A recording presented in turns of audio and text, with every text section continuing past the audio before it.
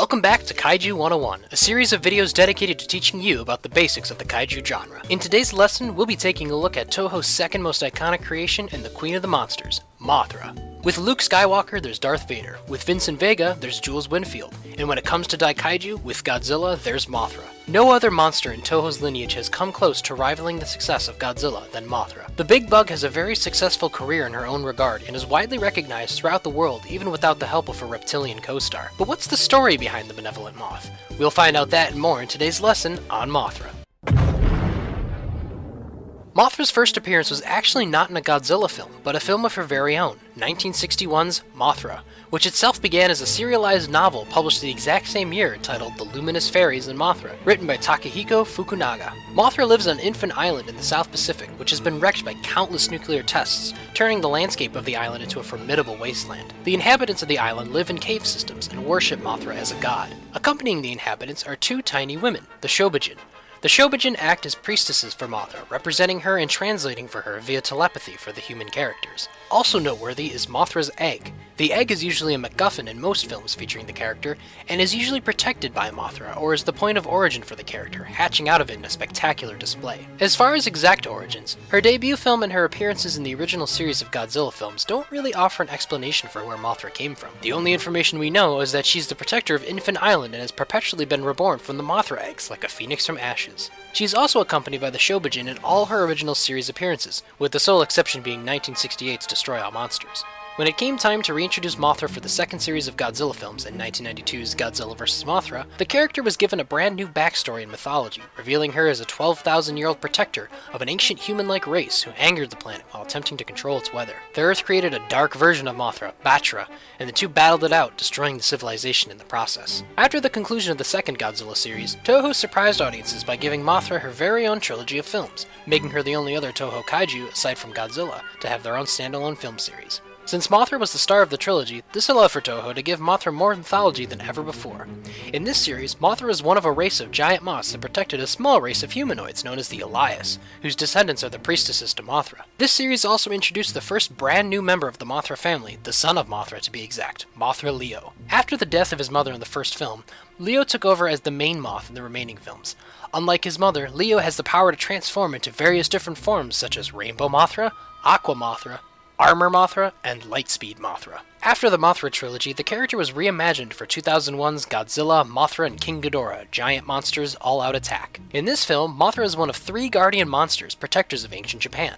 Mothra was the god of the sea and teamed up with Baragon and King Ghidorah to stop a possessed Godzilla from destroying their homeland. This film is also notable for being one of two films to not feature the Shobijin, though there is a visual reference to them when Mothra first appears. In 2003's Godzilla Tokyo SOS, the original Mothra from the very first film returns to plead with the Japanese government to dispose of their new Kiryu robot, which was created from the remains of the original Godzilla, believing this used to be disrespectful to the spirits of the dead. Mothra's last appearance in a Toho film thus far was in Godzilla Final Wars, in which Mothra makes what amounts to an extended cameo during the film's final battle, helping Godzilla battle the monsters Gigan and Monster X. At the time of this writing, Mothra is currently slated to appear in the sequel to Legendary Pictures' 2014 Godzilla reboot. Thanks to some early viral marketing, we know that Mothra's new location of origin is the Temple of the Moth, located in the forests of China. And in an after-credits sequence in the first film of the Godzilla anime trilogy, a young woman in very familiar-looking tribal getup is showcased, leading some to believe that the Big Bug may make her first animated appearance in the sequel, Godzilla, City on the Edge of Battle.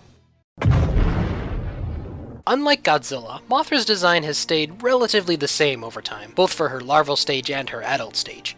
In adult stage, Mothra is quite simply a giant moth with huge blue eyes, 6 legs, and an enormous and colorful wingspan. In larval stage, she is simply a giant brown caterpillar. The original adult Mothra design was very dusty in look, with tan-colored fur, bright blue eyes, and a gorgeous display of orange and yellow on her wings. For her redesign in the second series of Godzilla films, Mothra became much more soft-looking. Some have compared her to a plush toy at times, with the designs of the wings staying pretty much the same with more contrasting shades of yellow, red, and orange. The larval design was a lot more rounded than its predecessor. When it came time for Mothra Leo to take over the reins, his designs were, and continue to be at this time, the most radical of all Mothra designs. The default design for Leo was pretty similar to the second series Mothra, but with more moth-like antennae and a green, orange, and blue color scheme on the wings. In his Rainbow Mothra form, Leo's wings become a dazzling array of colors of all sorts, but the base structure is still the same. For his Aqua Mothra form, Leo's wings split into 4 and become transparent, his legs come closer to the body, and his head takes on an aquatic appearance with what appear to be gills gills on the side of his head. For his armor Mothra form, as the name implies, Leo becomes encased in armor-like plates, his legs almost totally disappearing and his wings become razor sharp with blue, yellow, and red markings. Lightspeed Mothra is a little hard to decipher in the movie, but it appears to just be a simple 3D model of the Aqua Mothra design, but with the wings sweeping backwards. The final form of Leo is Eternal Mothra, which is basically the armor Mothra design, but more organic. In Giant Monsters All-Out Attack, Mothra's design becomes wasp-like with extended exoskeletal limbs and a curving stinger tail. The wings are a little smaller and feature purple, orange, and red designs. The larva stage was also a lot more wrinkled than before. In Tokyo SOS and Final Wars, the Mothra design became a mixture of the All-Out Attack and the original series designs, with the elongated limbs and dusty coloration. For her appearance in the Legendary Pictures films, what we've seen of Mothra's design is very basic, but still in character. The carving from the Temple of the Moth is reminiscent of the Tokyo SOS design, with carvings of the egg and the larva surrounding it. Mothra's characters remain practically the same throughout her history. She's the most benevolent of all monsters and is almost always an ally of humanity. Being controlled primarily via wirework as a giant puppet, Mothra is incapable of displaying the same emotions as other kaiju that are controlled via man in suit. Thus, the Shobijin are usually used as the spokespeople of Mothra, conveying her thoughts and feelings to the cast and the audience. In her debut film, she was actually more of an anti-hero, destroying Tokyo and the fictional New Kirk City, but only because she was trying to rescue her kidnapped handmaidens. In later films, she is more benevolent towards mankind, although she often quarrels with them over ethical issues like in Godzilla vs. Mothra or Tokyo SOS. In Destroy All Monsters, Mothra is pretty much nothing more than just an addition to the monster roster. Without her two priestesses, she does nothing more than crawl around cityscapes and spray webbing at King Ghidorah. Speaking of webbing, Mothra's powers and abilities are actually quite numerous for such a simple character. In almost every film, Mothra features psychic abilities to some degree, making her a more mystical character than most Toho monsters. She uses telepathy to communicate primarily with the Shobijin, but can also speak to other characters if need be. In her larval form, her most famous ability is her silk spray, which can stick to adversaries and cause them to be bound in a cocoon of silk. In some incarnations, the silk is even acidic in nature. For her adult form, her primary method of attack is using her giant wings to summon hurricane gusts that can knock monsters off their feet, and some Mothras have the ability to shoot beams of energy from their antenna, or even their wings. The Mothra featured in Giant Monsters All-Out Attack could even fire stingers from her abdomen. Mothra Leo is known for having an overwhelming amount of powers and abilities throughout as many different forms. There are far too many to list here, so check out the Wikizilla article on Leo for more details. Mothra's last line of defense is usually referred to as poison powder or her scales. With this ability, Mothra sheds pieces of her energy and body that can choke an enemy or even reflect beam weapons back at them. When it comes to weaknesses, Mothra's is, well, she's not very durable. Considering death and rebirth are a vital component of each of Mothra's films, it's only natural that she should have some form of weakness. There have been many instances of Godzilla's atomic breath outright destroying the body of Mothra, and the first ever battle between the two ended because of it.